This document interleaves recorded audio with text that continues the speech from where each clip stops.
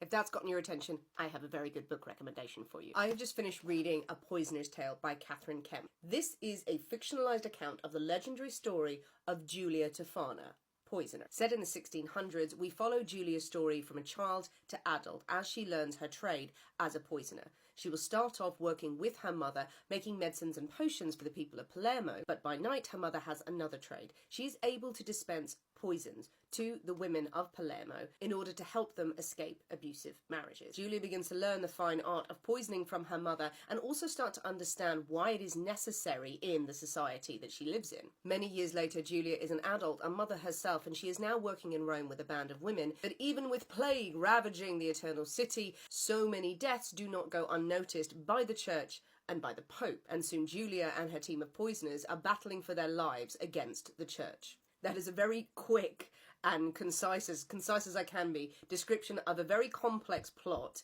of a true story that has been fictionalized, and I think it's been done extremely well in this book. Now, when I said the words Aqua tofana, some of you might have gone, "Ee, oh my god," and some of you might have gone, "What?"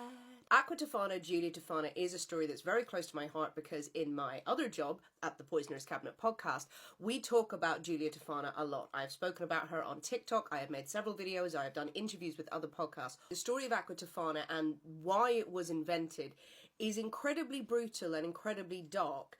It is told with great beauty and I think great sensitivity in A Poisoner's Tale. The book handles the subject matter very beautifully, and I use beautifully particularly because it's very nicely written. It is very lyrical and the imagery in it is very, very raw and powerful and beautiful. It is a time of beauty and it is a time of brutality. That's very much mixed together throughout. The book presents Julia's story, but also the perspective of the church in this. And this was a really interesting twist in the story. We have the perspective of Pope Alessandro as well, and the church's fervent belief that these women are evil, that they are horrible, horrible witches, matched with the fervent belief of the women that what they are doing is the right thing. They are trying to save people. The book does ask a lot of questions. Its narrators ask a lot of questions, and in some of the prose there's a lot of exposition. There's a lot of sort of thoughtfulness through the prose. Occasionally that wasn't my favourite writing style, but overall I really did like the fact that this book balanced beauty and brutality. This book does ask you to look at the situation and the society of the time and make your own judgment. And for that reason, I think A Poisoner's Tale is a great book to read. It is a really interesting one if you want to dive into the history, and it has been really beautifully executed. Aqua.